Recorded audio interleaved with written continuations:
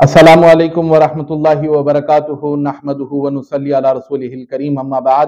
محترم و مکرم ناظرین اکرام، آج کا ہمارا بہترین عنوان جس طرح ہم نے انفارمیشن کی انفارمیٹیو ویڈیو میں بیان کیا تھا کہ ادب المفرد کا بھی درس اس میں شروع کیا جا رہا ہے، تو ادب المفرد کیا ہے؟ یہ حضرت امام بخاری رحمۃ اللہ علیہ کی ایک معرکۃ الآراء تصنیف ہے، جس میں حضرت امام بخاری رحمۃ اللہ علیہ نے زندگی کے مختلف گوشوں میں جس طرح ہم کو پیش آتے ہیں، جیسا کہ ماں باپ کا ادب ہے، بھائی بہن کے اخلاق ہے، کس کے ساتھ کس طرح پیش آنا ہے، کس کے ساتھ کس طرح گفتگو کرنا ہے، تمام موضوعات اس کے اندر جمع کیے ہیں۔ اسی طریقے سے اس کا تسلسل جاری رہے گا انشاءاللہ تعالی۔ ہم پہلا عنوان اس کا چنتے ہیں ماں باپ کے تعلق سے، کیونکہ ماں باپ کی ہماری زندگی میں سب سے بہترین اور سب سے زیادہ اہمیت ہونی چاہیے، کیونکہ آقا علیہ الصلوۃ والسلام نے ارشاد فرمایا، حضرت عبداللہ بن عمر رضی اللہ تعالی عنہما بیان کرتے ہیں کہ والد کو راضی کرنے سے اللہ راضی ہوتا ہے۔ حضرت عبداللہ ابن عمر رضی اللہ تعالی عنہما بیان کرتے ہیں کہ والد کو راضی کرنے سے اللہ راضی ہوتا ہے، اور والد کو ناراض کرنے سے اللہ ناراض ہو جاتا ہے۔ تو میرے عزیز دوستو، یہ صحیح احادیث جو امام بخاری رحمۃ اللہ علیہ نے جمع کی ہے، اس میں حضرت عبداللہ ابن عمر کون ہیں؟ یہ حضرت خلیفۃ المسلمین امیر المؤمنین سیدنا عمر ابن خطاب رضی اللہ تعالیٰ عنہ کے صاحبزادے ہیں، یہ بھی صحابی رسول ہیں۔ وہ بیان کرتے ہیں کہ آقا علیہ الصلوۃ والسلام نے فرمایا، والد کو راضی کرنے سے اللہ راضی ہوتا ہے، اور والد کو ناراض کرنے سے اللہ ناراض ہو جاتا ہے۔ تو ہم کو اس بات کو دیکھنا چاہیے، اپنی زندگیوں میں ٹٹولنا چاہیے کہ ہم اپنے والد سے کس طرح بہتر سلوک کر رہے ہیں۔ موجودہ وقت میں، موجودہ زمانے میں مختلف ذرائع ابلاغ سے ہم کو اس بات کی اطلاعیں ملتے رہتی ہیں کہ ایسی خبریں سننے میں آتی ہیں کہ فلاں بیٹا اپنے باپ کا قتل کر دیا، فلاں بیٹا اپنے باپ کے ساتھ بدسلوکی کرا، فلاں بیٹا اپنے باپ کے آگے بد کلامی کرا، فلاں بیٹا اپنے باپ کے آگے فلاں کیا۔ مختلف قسم کی، ہر قسم کی برائی آج کے زمانے میں سننے کو ملتی ہے، لیکن ایسا نہیں ہے۔ مسلمانوں، آقا علیہ الصلوۃ والسلام کے غیور امتیوں، اس بات کو سمجھ لو کہ اگر تم اپنے باپ کو راضی کرو گے، اگر تم اپنے باپ کو راضی کرو گے تو اللہ تم سے راضی ہو جائے گا۔ اگر تمہارے والد تمہاری بے ادبیوں سے، تمہاری بد اخلاقیوں سے اگر ناراض ہو جائے تو اللہ بھی تم سے ناراض ہو جائے گا۔ ارے عزیز دوستو، آخر جب اللہ ہم سے ناراض ہو جائے تو پھر ہمارا کون ہے اس دنیا میں؟ ہم اپنے رب کو ناراض کر دے رہے ہیں، اپنے باپ کو ناراض کر کر، اپنے والد کو ناراض کر کر ہم اپنے اللہ کو ناراض کر رہے ہیں۔ وہ اللہ کو ناراض کر رہے ہیں جو ہمیں ہر بھلائی کی تعلیم دیتا ہے، ہم اس رب کو ناراض کر رہے ہیں جو ہمیں کھانے کے لیے رزق فراہم کرتا ہے، ہم اس رب کو ناراض کر رہے ہیں جس کی زمین پر چلتے ہیں، جس کے آسمان کے سائے تلے ہم اپنی زندگی بسر کرتے ہیں۔ ارے ہماری ایک ایک چلنے والی سانس کون ہم کو دیتا ہے؟ ہمارا رب دیتا ہے، اور ہمارا رب ہم پر اتنی مہربانیاں کرتا ہے، ہم اپنے والد سے گستاخانہ، اپنے والد سے گستاخی کر رہے ہیں، والد سے بے ادبی کر رہے ہیں، اور اللہ کو ناراض کر رہے ہیں۔ تو میرے عزیز دوستو، یہ میری بات ان نوجوانوں کے لیے تھی، ان لوگوں کے لیے تھی جو اپنے والدین سے بدسلوکی کرتے ہیں۔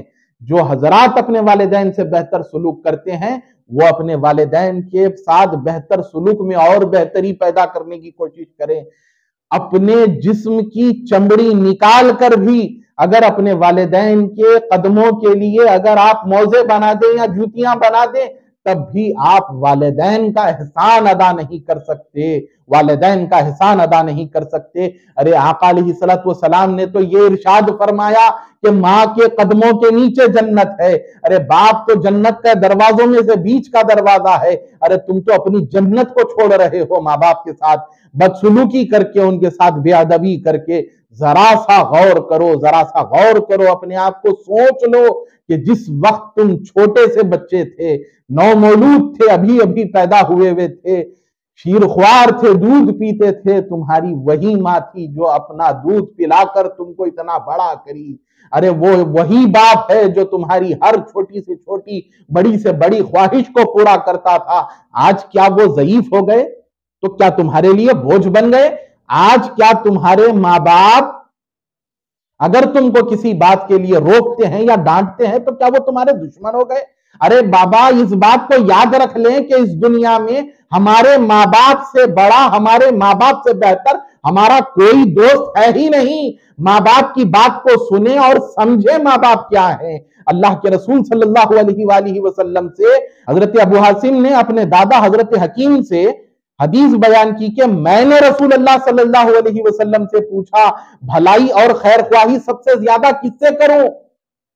آقا کی بات ماننا ہم پہ فرض ہے کہ نہیں؟ ذرا اس بات کو دیکھ لیں۔ آقا علیہ السلام نے کیا فرمایا ذرا دیکھیں۔ آقا علیہ السلام سے پوچھا گیا کہ بھلائی اور خیر خواہی سب سے زیادہ کس سے کروں؟ آپ نے فرمایا والدہ سے۔ میں نے دوبارہ یہی سوال دہرایا تو آقا علیہ السلام نے جواب دیا کہ اپنی والدہ سے۔ تیسری بار میں نے یہی سوال دہرایا تب بھی آقا نے فرمایا کہ اپنی ماں سے، اپنی والدہ سے۔ اور چوتھی مرتبہ جب میں نے آقا علیہ السلام سے یہی سوال دہرایا کہ سب سے زیادہ خیر و بھلائی اس کے بعد میں کس سے کروں، تو آقا علیہ السلام نے ارشاد فرمایا کہ سب سے زیادہ خیر وہ خیر خواہی کے لائق تمہارا باپ ہے۔ اور پھر درجہ بدرجہ قریبی رشتہ داروں کے تعلق سے بیان فرمایا آقا علیہ السلام نے، تو سب سے زیادہ خیر خواہی، بھلائی، ادب، اخلاق سے پیش آنے کا حقدار تمہارے کون ہیں؟ تمہارے ماں باپ ہے۔ پہلے تمہاری ماں سے تم بہتر سلوک کرو، پھر تمہاری ماں سے بہتر سلوک کرو، پھر تمہاری ماں سے بہتر سلوک کرو، اس کے بعد میں پھر تمہارے والد سے بہتر سلوک کرو۔ تو اس کا یہ مطلب نہیں ہے کہ پہلے ماں کی خدمت کر رہے ہیں، پھر ماں کی خدمت کر رہے ہیں، پھر ماں کی خدمت کر رہے ہیں، پھر چوتھے دن والد کی خدمت کر رہے ہیں، ایسا نہیں ہے۔ ماں اور باپ دونوں کی ساتھ میں خدمت کرو۔ ماں اور باپ، ماں کو اگر ناراض کریں گے والد ناراض ہو جائیں گے، والد کو اگر تم ناراض کرو گے تو تمہاری ماں ناراض ہو جائے گی۔ تو دونوں کو راضی کرنے میں ہی تمہاری بھلائی ہے۔ ہر خیر تم کو ملے گا تو تمہارے ماں باپ کی قدموں کی برکت سے ملے گا۔ ماں باپ کے سوا کچھ تم کو عطا نہیں ہوگا۔ ماں باپ نے تم کو اس دنیا میں لانے کے بعد میں اللہ نے جب تم کو ان کا بیٹا بنا کر پیدا کیا تو تم پر اللہ نے احسان کیا کہ تم کو ماں باپ دیے۔ ارے اس وقت تم کیا کر سکتے تھے؟ اس وقت تم کیا کر سکتے تھے؟ تم کو بھوک لگی تو تم دودھ بھی نہیں پی سکتے تھے جب تک کہ تمہاری ماں تم کو دودھ نہ دے، جب تک کہ تم اپنی خواہش کو پورا نہ کر سکتے تھے، اپنی طلب کسی بھی چیز کو پوری نہیں کر سکتے تھے جب تک کہ تمہارے والد تمہاری خواہش پوری نہ کرے۔ تو میرے عزیز دوستوں اور بزرگوں، ذرا اپنی بات کو سمجھیں۔ یہ پہلا باب حضرت امام بخاری نے اس کتاب میں باندھا ہے ماں باپ کے تعلق سے، تو اس کی عظمت اس سے ظاہر ہوتی ہے۔ آقا کی احادیث سے ہم کو یہ بات واضح طور پر سمجھ آتی ہے کہ سب سے زیادہ خیر خواہی، بھلائی، ادب اور اخلاق سے پیش آنا یہ ہمارے ماں باپ سے ہے۔ اس کے بعد میں حد بدرجہ اپنے رشتہ داروں سے خیر خواہی کرو۔ تو خیر خواہی کس کو کہتے ہیں؟ ایک مختصر سی بات آپ کے پیش خدمت کرتا ہوں۔